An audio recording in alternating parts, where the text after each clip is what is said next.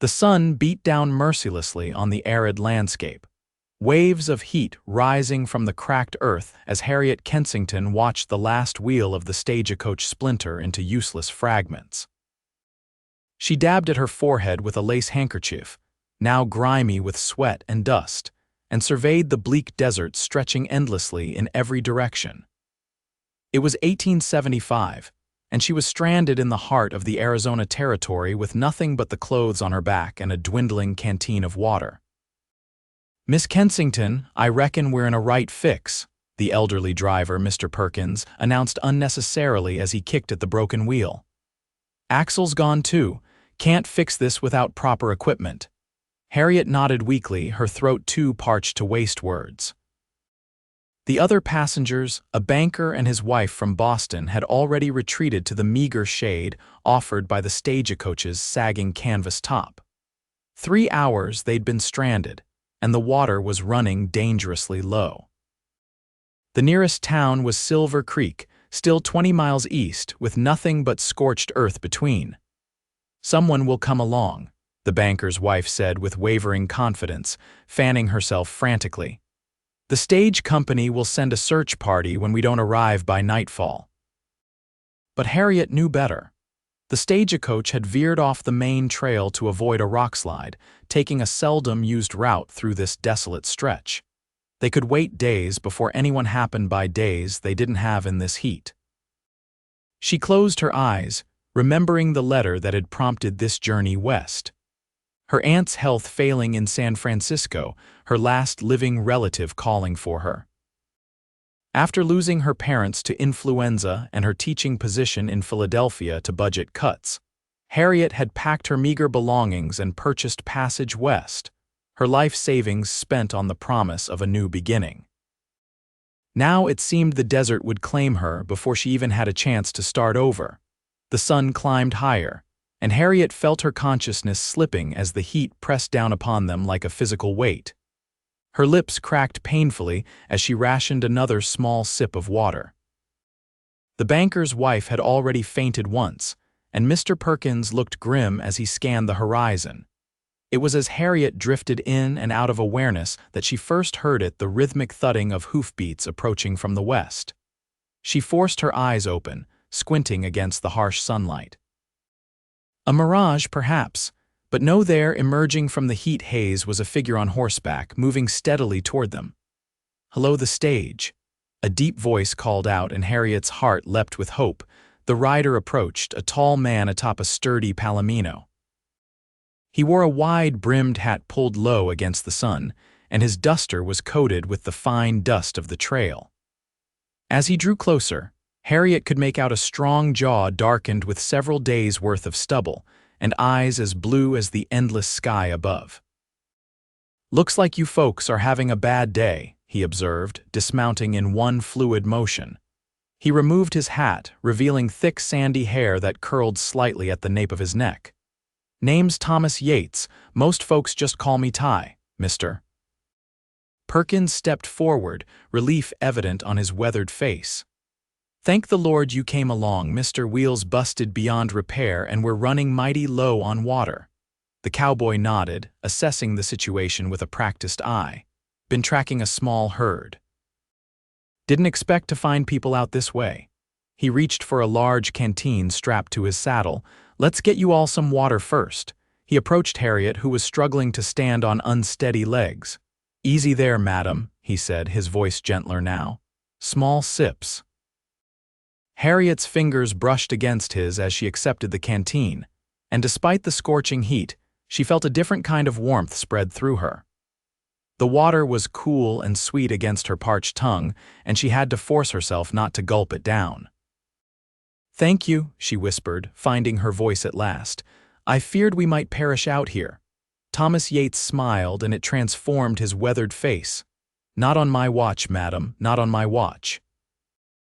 Over the next hour, Thomas Ty, as he insisted they call him, shared his provisions and assessed their predicament. The stage was beyond repair, and the nearest outpost was his own small ranch, about 5 miles to the northwest. "I can take you all there," he offered. Got a buckboard at the ranch we can use to get you to Silver Creek tomorrow. You're a godsend, Mr. Yates, the banker declared, helping his wife onto Ty's horse. They would ride ahead with Mr.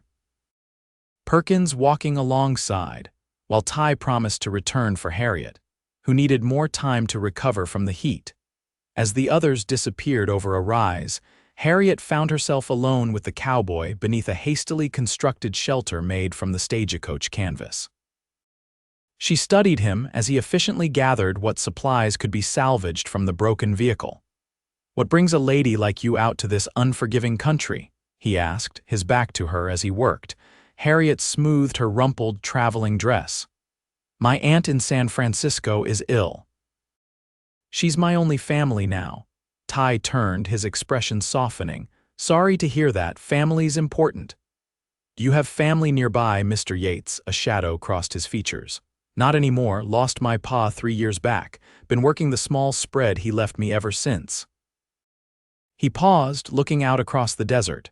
"It's just me and a couple of hands now." Harriet sensed there was more to his story, but the weariness in his eyes stopped her from prying further. Instead, she asked, "How did you come to be in this particular stretch of nowhere just when we needed you?" Ty's laugh was unexpected and pleasant. "The good Lord works in mysterious ways, I suppose. I was tracking some strays that wandered off during last night's windstorm." He knelt beside her, offering the canteen again. "Looks like I found something more important than a few wayward cattle." Their eyes met, and for a moment, Harriet forgot the heat, the danger, and the uncertainty of her future. In his steady gaze, she saw something she hadn't encountered in a long time: genuine kindness, untainted by pity or ulterior motives. "I think I can walk now," she said, breaking the moment. "Your ranch isn't getting any closer with us sitting here." Ty grinned. "That's the spirit, Miss Kensington. Just lean on me if you need to." The walk was arduous, with the sun still high overhead and the terrain uneven.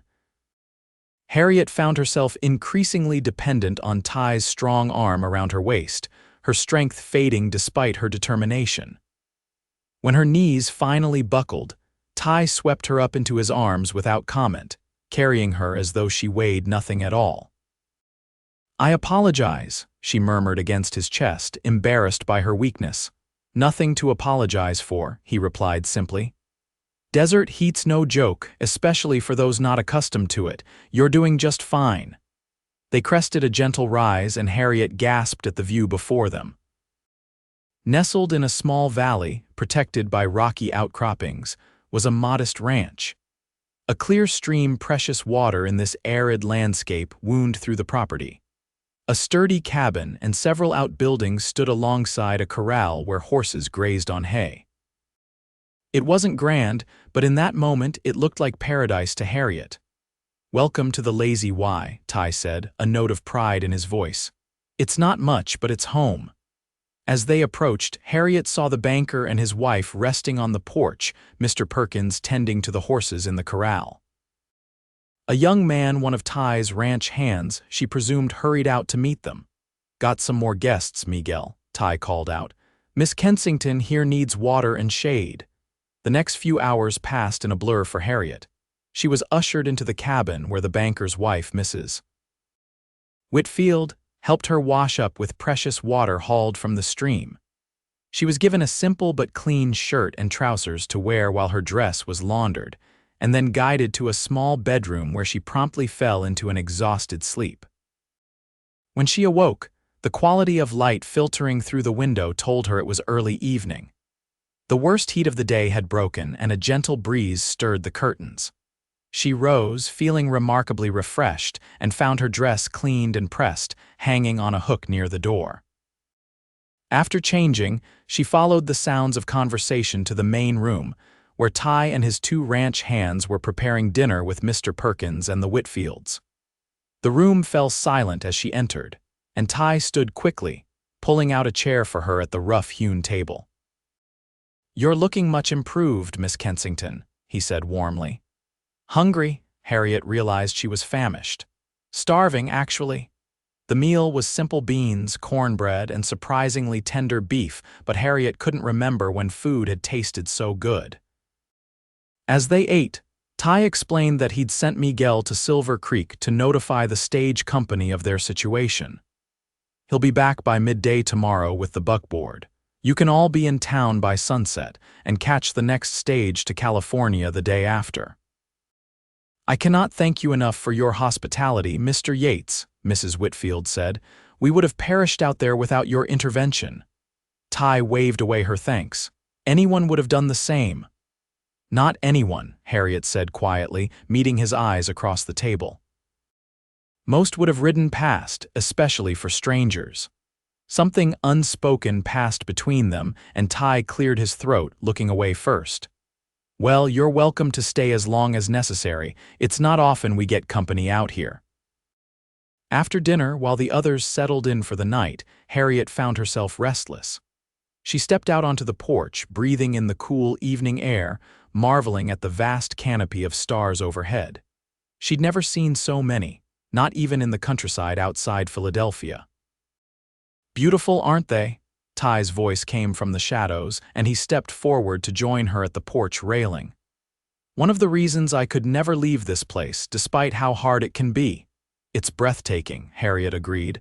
I've never seen anything like it. They stood in comfortable silence for a while, the night sounds of the desert surrounding them. May I ask you something, Miss Kensington? Harriet, please. And yes.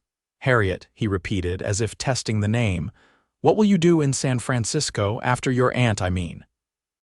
She sighed, considering the question. I was a teacher in Philadelphia. I hope to find similar work in California, though I don't know if that will be possible. A teacher, Ty nodded thoughtfully. We could use one of those around here.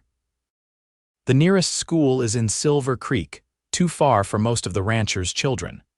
Harriet turned to look at him, surprised. Are there many families in the area? More than you might think. Scattered, but they're here. Most children learn what they can from their parents, but proper schooling. He shrugged. It's a dream for most. And what about you, Mr. Yates? Do you have children who need schooling? He laughed softly. No, madam. Never found the right woman to settle down with. Been too busy trying to make this ranch work. He paused. And it's Ty, remember.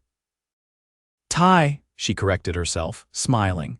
The conversation drifted to other topics: her life in Philadelphia, his childhood in Texas before his family moved to Arizona territory. Harriet found herself charmed by his straightforward manner and quiet intelligence. This was no uncouth cowhand, but a man who had educated himself despite limited formal schooling, who spoke of books he'd read and places he hoped to see one day. As the night grew later, Harriet reluctantly excused herself. I should get some rest. It will be a long journey tomorrow. Ty nodded but made no move to go inside. Sleep well, Harriet, she paused at the door. Will I see you before we leave? Count on it, he replied, his smile visible in the moonlight. Morning brought the scent of coffee and bacon, and Harriet emerged from her room to find Ty already gone, out checking on the cattle, according to the ranch hand called Diego. She helped with breakfast preparations, enjoying the simple domestic tasks after days of uncomfortable travel. When Ty returned mid-morning, he carried a small bouquet of desert wildflowers, which he presented to Harriet with an almost boyish shyness. Thought you might like these. They don't last long out here, bloom after rain, then gone in a day or two. Harriet accepted them, touched by the gesture. They're lovely. I didn't realize anything so delicate could grow in such harsh conditions. That's the desert for you, Ty said, full of surprises and hidden beauty if you know where to look. The day passed too quickly. Harriet found herself inventing reasons to linger near Ty as he went about his chores, offering to help where she could, savoring their conversations.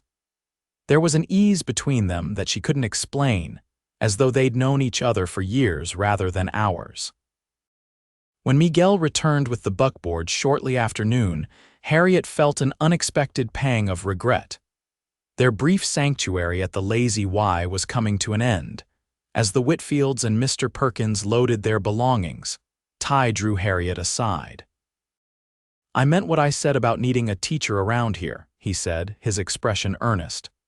On your way back from San Francisco, would you consider stopping, see if it might be something you'd be interested in? Harriet hesitated. My aunt may need me for some time. Of course, Ty said quickly. Family comes first, but if circumstances allow. He trailed off, then reached into his pocket and pressed something into her hand. My address, in case you want to write. Harriet looked down at the carefully folded paper. I would like that very much. Their farewell was brief, with the others waiting in the buckboard. Ty helped her up onto the seat, his hands lingering on her waist a moment longer than necessary. Safe travels, Harriet Kensington, he said softly.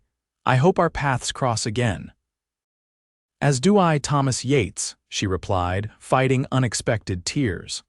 Thank you for my life. He stepped back, raising a hand in farewell as Miguel clicked to the horses. As the buckboard pulled away, Harriet turned to watch Ty's figure grow smaller in the distance, standing tall against the backdrop of his modest ranch, his hat raised in a final salute. The journey to Silver Creek passed in contemplative silence for Harriet.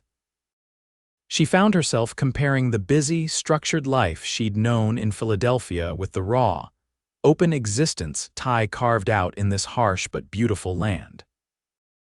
There was something appealing about his self-reliance, his connection to the earth, the simplicity of his days unmarked by society's rigid expectations. Silver Creek proved to be larger than Harriet had anticipated, a growing town with a main street boasting several businesses, including a hotel where the stage company had arranged rooms for the stranded passengers. The next stage to California wouldn't depart until the day after tomorrow, giving Harriet time to rest and replenish her supplies. After settling into her room, she wandered down to the hotel dining room where she encountered Mrs. Whitfield. There you are, my dear, the older woman said, gesturing for Harriet to join her. I was just telling my husband what a romantic figure your cowboy cut, like something from a dime novel. Harriet felt her cheeks warm. He's hardly my cowboy, Mrs. Whitfield. Perhaps not yet, the woman replied with a knowing smile, but I saw how he looked at you and how you looked at him. We only just met, Harriet protested. Sometimes that's all it takes. Mrs. Whitfield patted her hand. My Harold and I knew within a week of meeting that we would marry. When it's right, it's right. Harriet changed the subject, but Mrs. Whitfield's words lingered in her mind as she returned to her room that evening.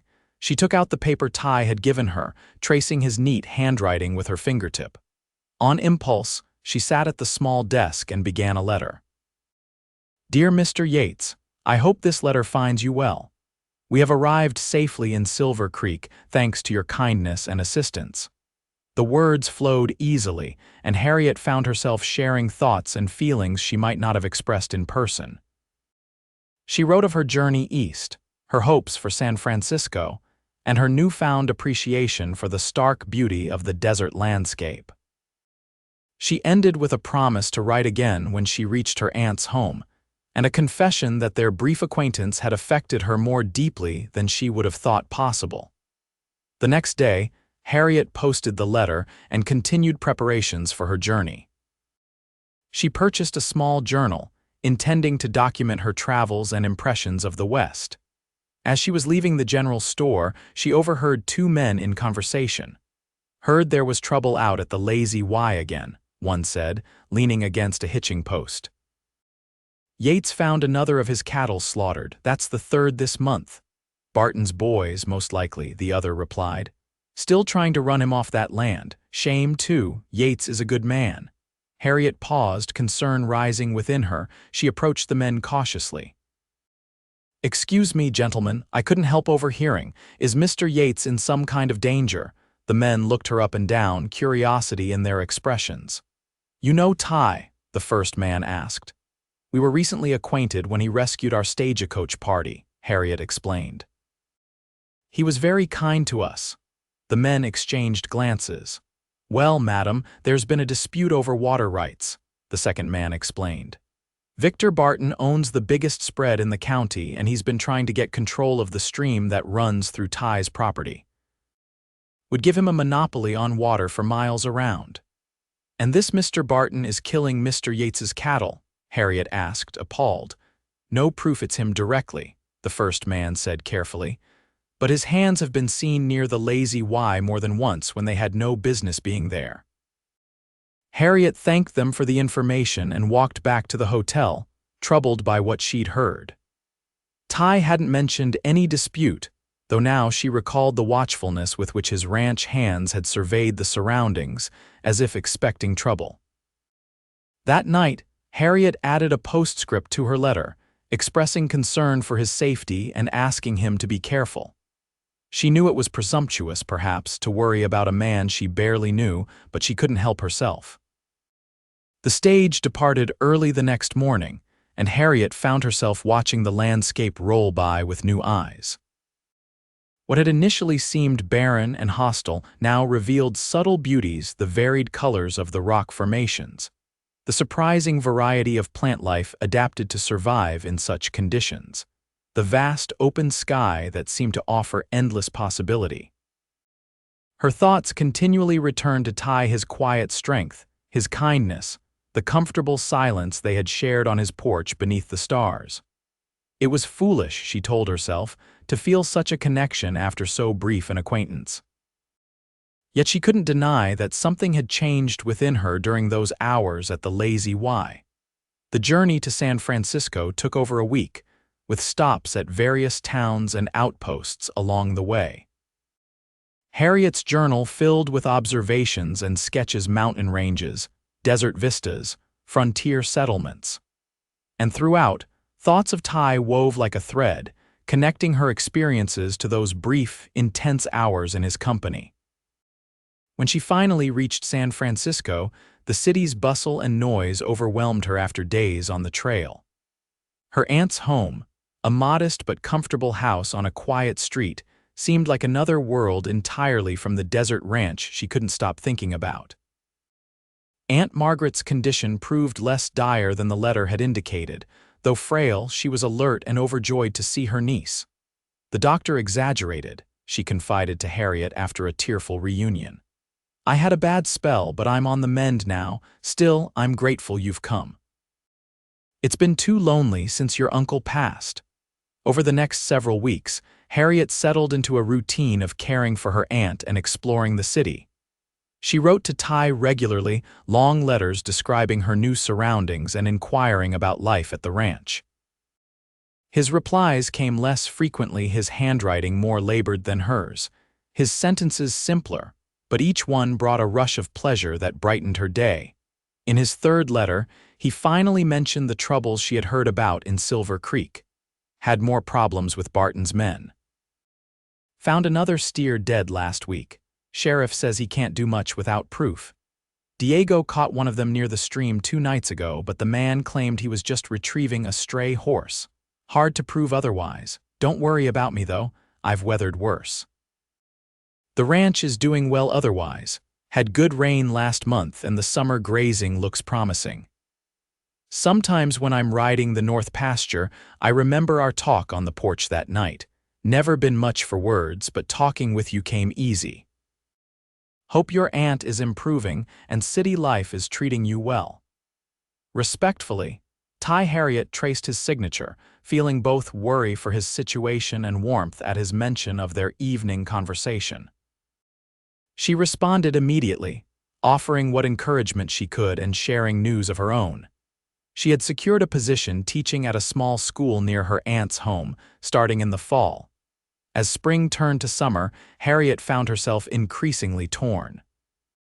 Aunt Margaret's health continued to improve, and she had made friends among the neighbors who checked in regularly.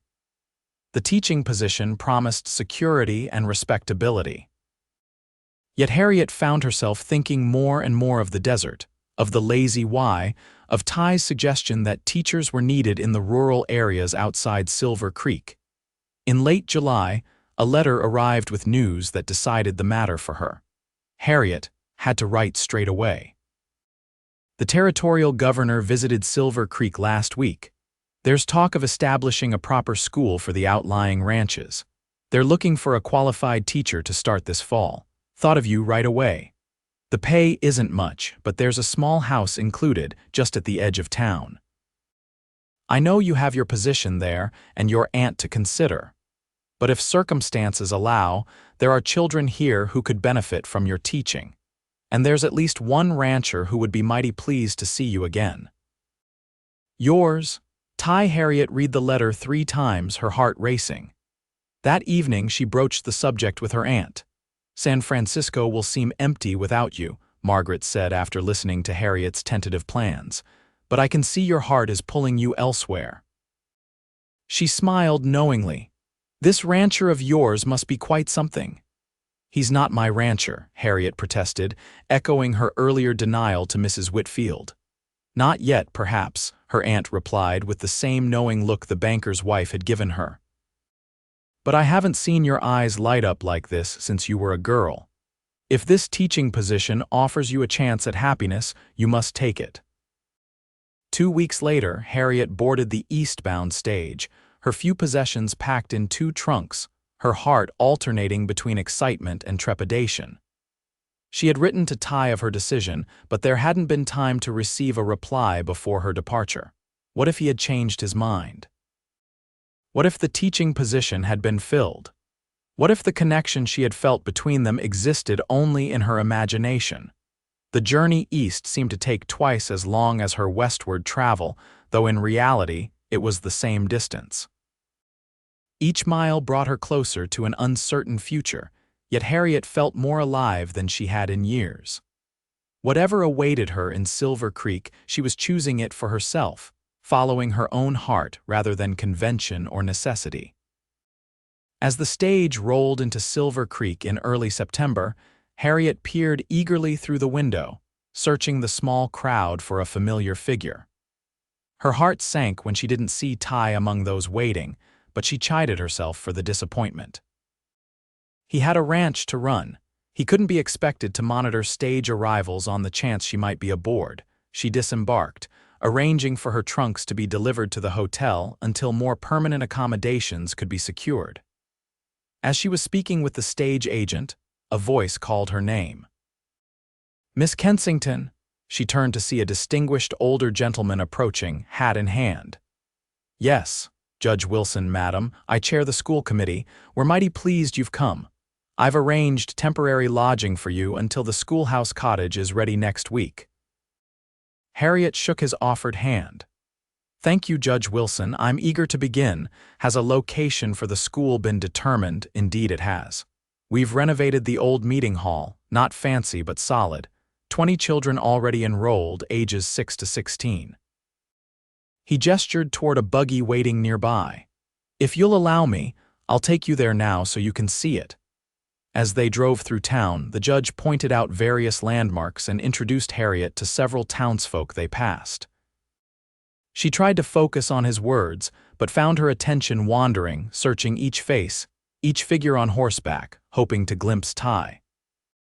The schoolhouse proved to be better than she had dared hope. A sturdy building with large windows, newly installed slate boards, and even a small bell in a cupola above the entrance.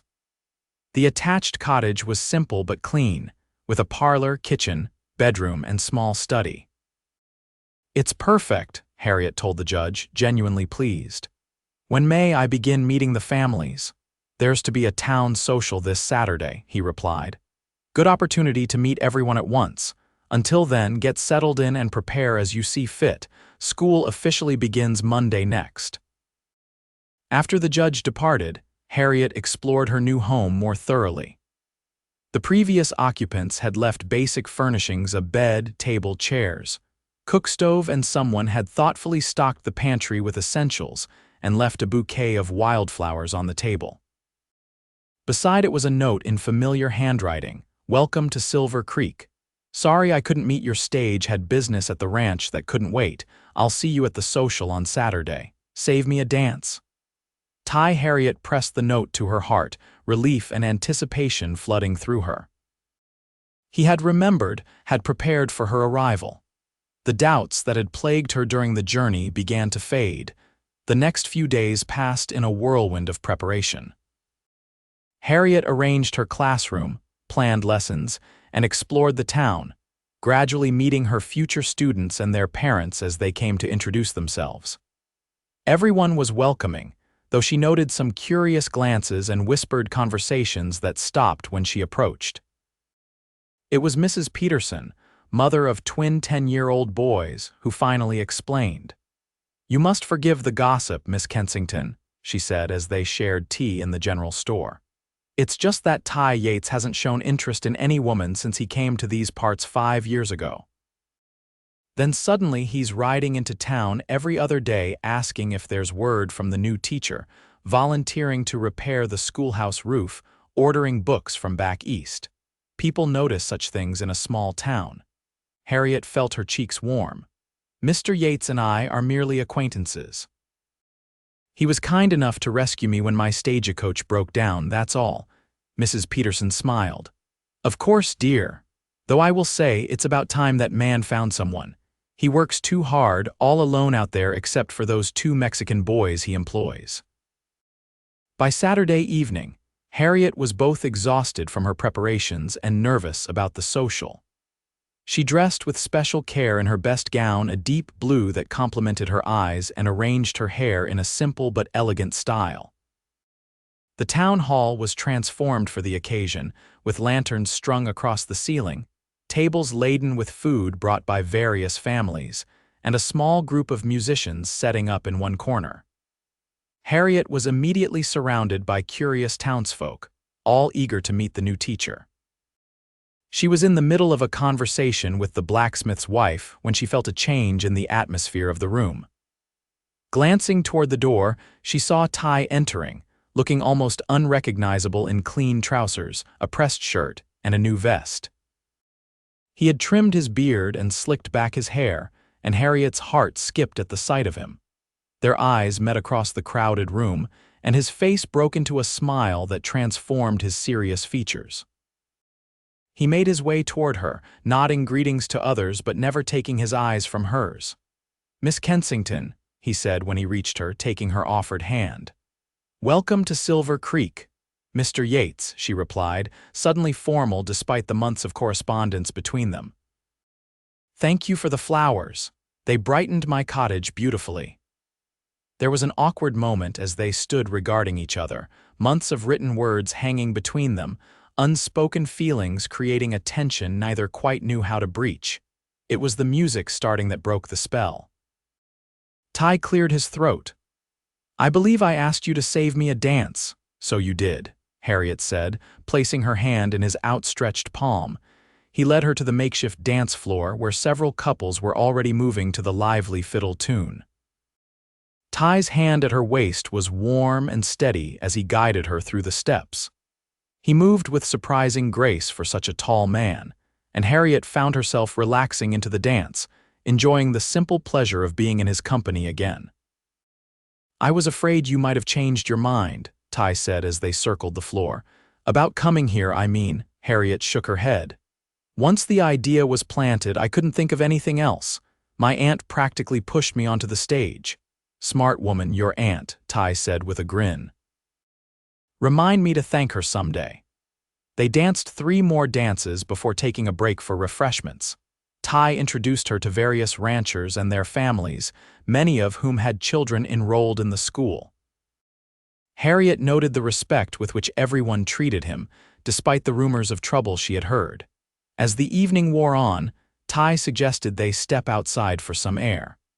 The night was cool but pleasant, with the same brilliant stars Harriet remembered from her night on his porch. "I've thought about our conversation that night more times than I can count," Ty said, as if reading her thoughts. "Wasn't sure I'd ever get the chance to continue it." Harriet smiled up at him. "And here we are," he agreed. He hesitated, then added, "Harriet, I need to be straight with you about something. This business with Barton, it's gotten worse since you left. There's been threats made. Nothing's happened yet, but it could get ugly." Concern furrowed her brow. "What kind of threats?" "The usual. Run me off my land or face consequences. Found another dead steer last week with a warning carved into it." He sighed, running a hand through his hair. "I don't want you caught up in my troubles. If you've come here thinking," he broke off, looking away. "Thinking what?" Harriet prompted gently. "That there might be something between us," he finished, his voice low. Because I've thought about it, a lot, but my situation's complicated right now, and Harriet placed a hand on his arm, stopping his words.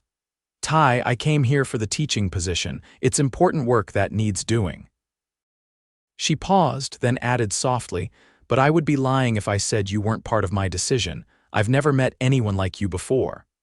Ty covered her hand with his own. Nor I you. From the moment I found you in that desert, something changed for me, but I need you to understand the risks. Barton's not a man to cross lightly. I'm stronger than I look, Harriet said, and I've never been one to let fear dictate my choices. Ty's smile returned slowly. No, I don't imagine you have. He looked at her for a long moment, then asked, would you allow me to call on you properly? Sunday dinners, maybe? Harriet felt warmth spread through her chest. I would like that very much. The following weeks established a pattern that suited them both. Harriet threw herself into teaching, quickly winning the respect of her students and their parents with her innovative methods and genuine concern for their progress. Ty came to town every Sunday, taking her to dinner at the hotel or, as they grew more comfortable with each other, bringing supplies for a meal they would prepare together in her cottage. Their relationship deepened through these simple shared activities and the long conversations that accompanied them. Harriet learned of Ty's childhood in Texas, his father's dreams for the Lazy Y, and his own ambitions to expand the ranch once the trouble with Barton was resolved. Ty, in turn, listened attentively to Harriet's stories of Philadelphia, her teaching experiences, and her growing love for the Western landscape and its people. October brought cooler weather and the Harvest Festival, where Harriet's students performed recitations and songs for the community. Ty sat in the front row, his pride in her accomplishments evident to all. Afterward, as they walked back to her cottage in the crisp evening air, he took her hand in his. You've made a real difference here already, he said. Those kids are learning things they never would have without you. Harriet squeezed his hand, pleased by the compliment. They're eager to learn. That makes teaching a joy. At her door, Ty hesitated, then bent to place a gentle kiss on her cheek. Good night, Harriet, he murmured. Good night, Ty, she replied, watching him walk away into the darkness, her cheek tingling where his lips had touched. Their first real kiss came a week later, after a Sunday ride to a nearby mesa where they picnicked overlooking the valley. The moment was perfect golden autumn light bathing the landscape, a gentle breeze carrying the scent of sage, and a comfortable silence between them as they gazed at the view. Ty turned to her, his expression serious. Harriet, I need to tell you something.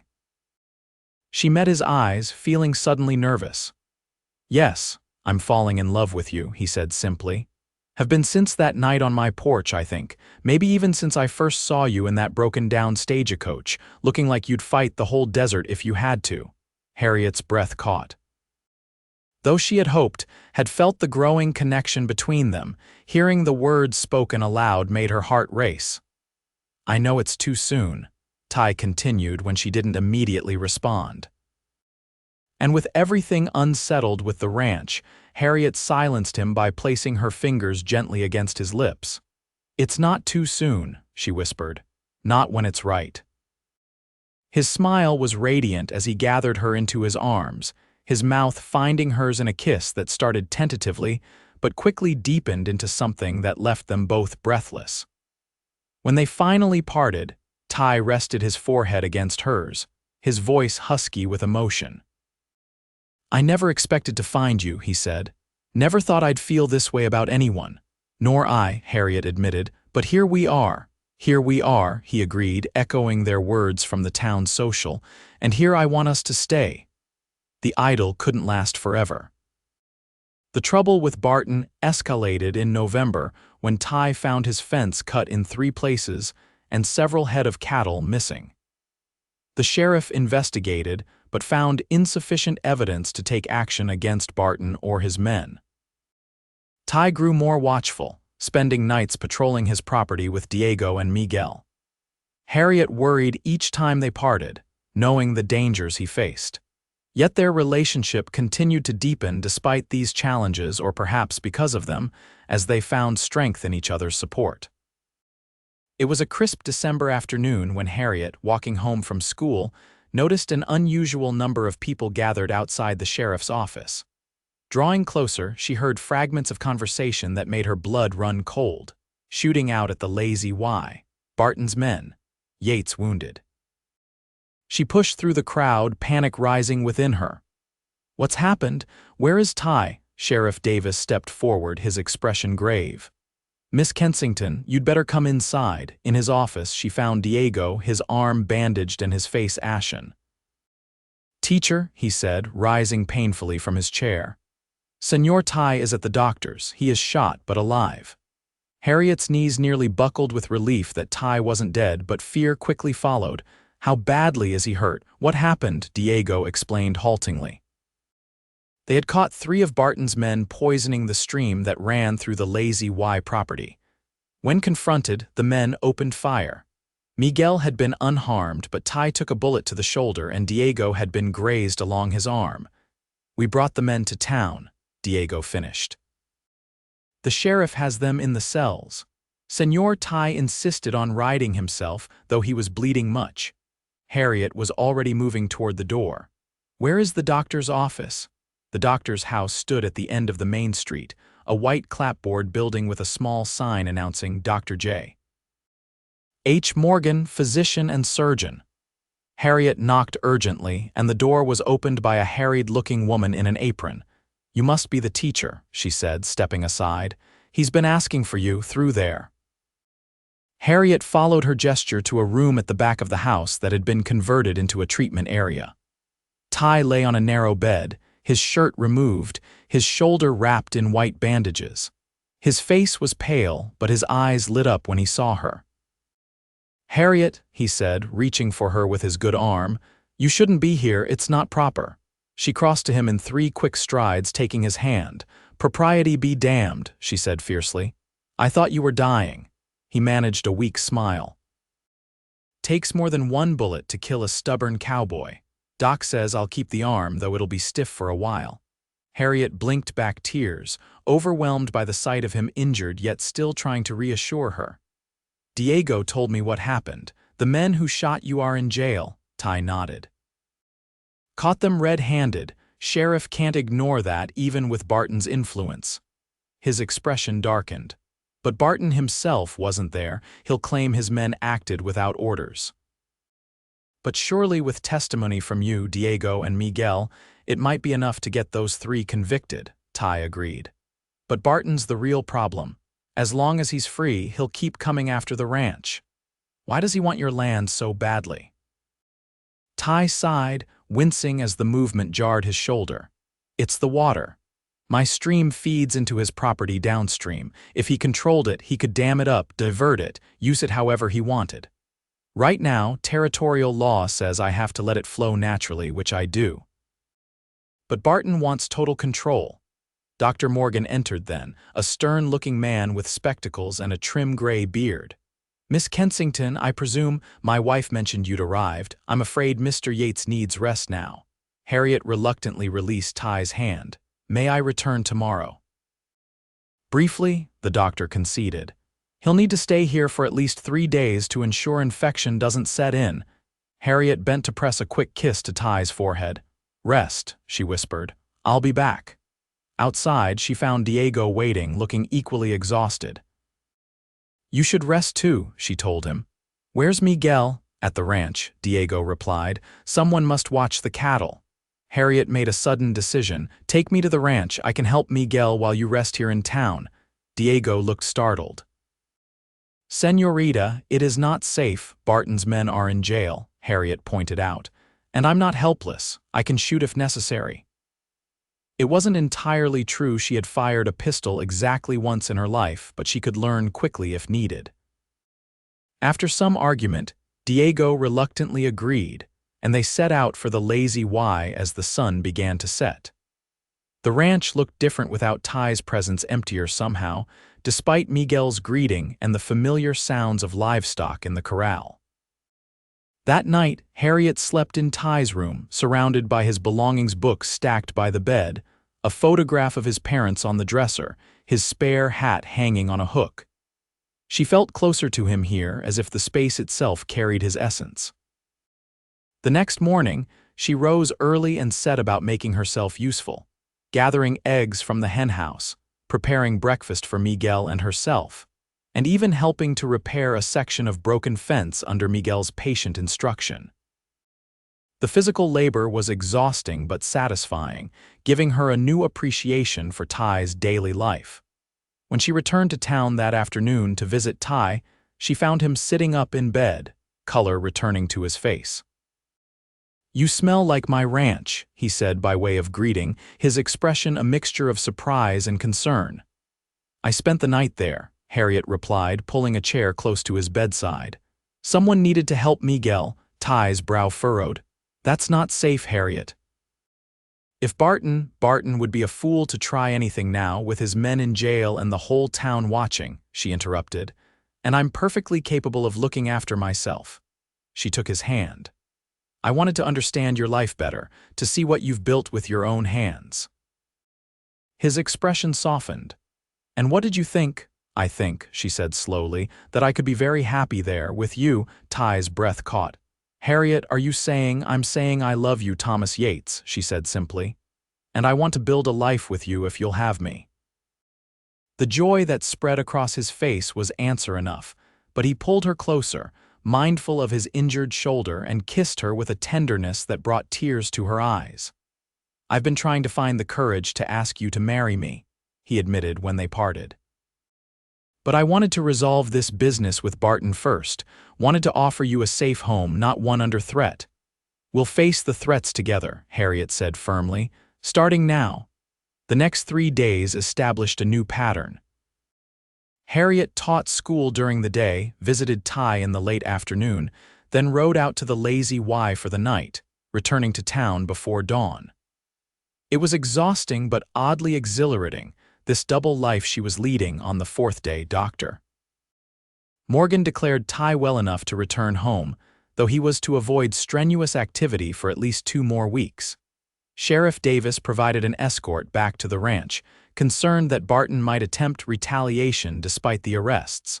The homecoming was quiet but emotional. Ty stood on the porch of his cabin, surveying his property with evident relief.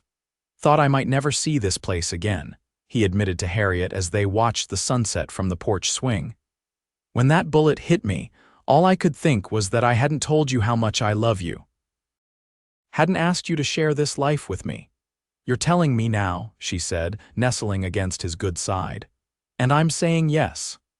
They decided to marry in the spring after the school term ended and Ty's shoulder had fully healed. The trial of Barton's men was set for January, and they hoped the legal proceedings would finally put an end to the threats against the Lazy Y. December brought the first snows and Christmas preparations. Harriet divided her time between her teaching duties, helping Ty with ranch chores he couldn't manage one-handed, and planning their wedding. The town buzzed with the news of their engagement, most expressing delight that the solitary rancher and the Eastern schoolteacher had found happiness together. The trial came sooner than expected. Judge Wilson convened a special court session in early January, and Ty, Diego, and Miguel testified about the attack. The evidence was overwhelming, and the 3 men were convicted of attempted murder and sentenced to the territorial prison. Barton himself attended the trial, his florid face betraying no emotion as his men were led away. As Ty and Harriet left the courthouse, he stepped into their path. "This isn't over, Yates," he said quietly. "Those men were acting on their own. I had nothing to do with it." Ty stood tall despite his still healing shoulder. "It is over, Barton. The governor himself is looking into your water rights claims.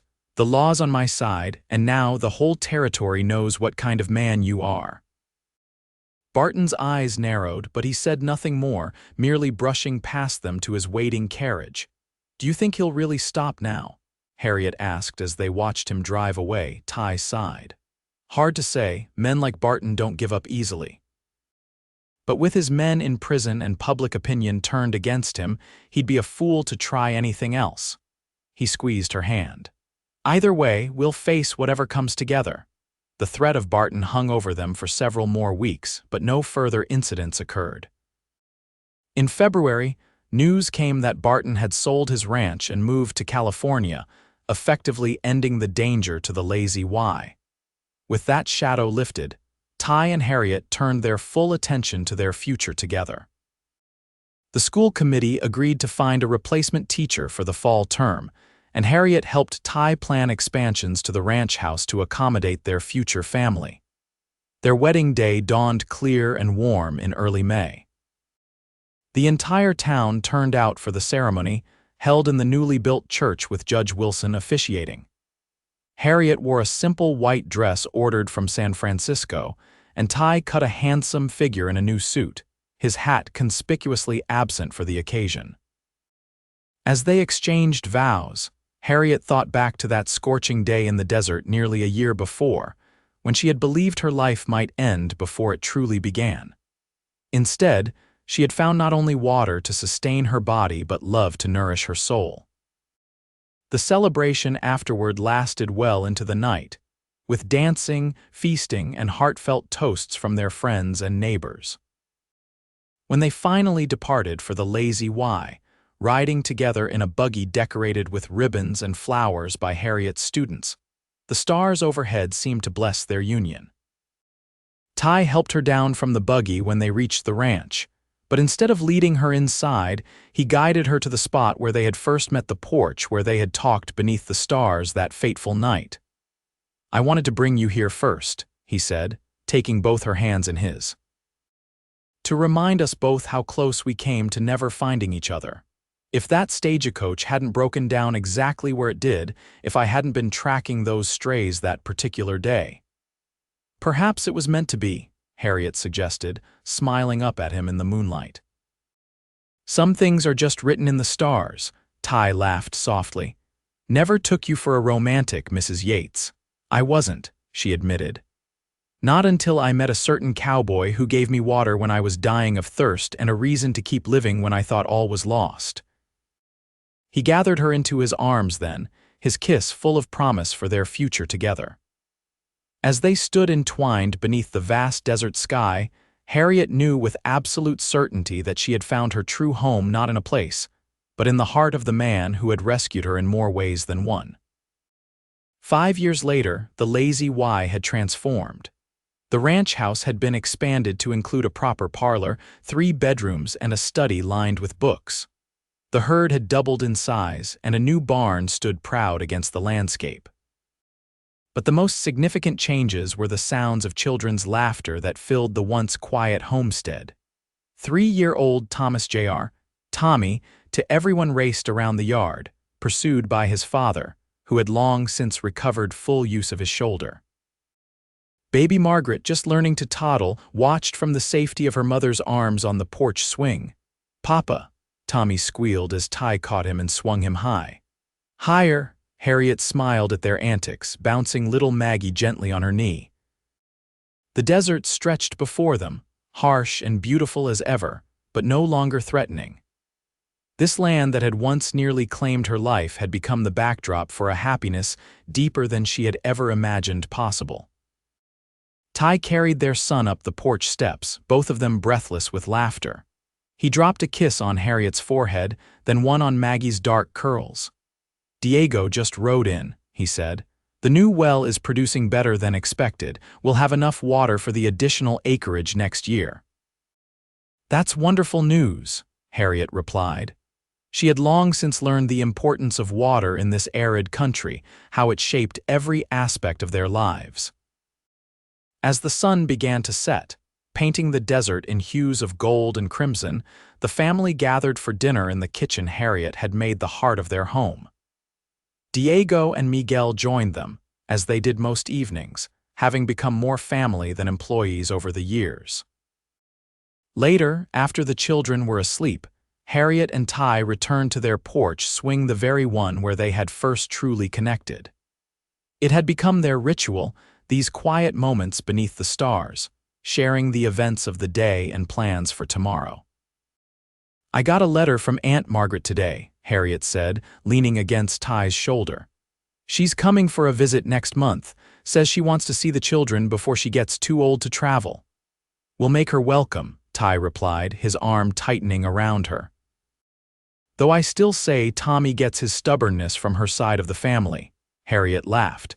As if you aren't the most stubborn man in the territory. Only when it matters, he conceded with a smile. Like not giving up on a certain schoolteacher who captured my heart the moment I found her in the desert. I'm glad you were stubborn about that, Harriet said softly. They sat in comfortable silence, watching the moon rise over the distant mountains.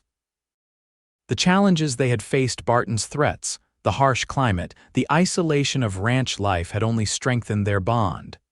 Each day brought its own difficulties, but also its own joys, all the sweeter for being shared. You ever miss Philadelphia?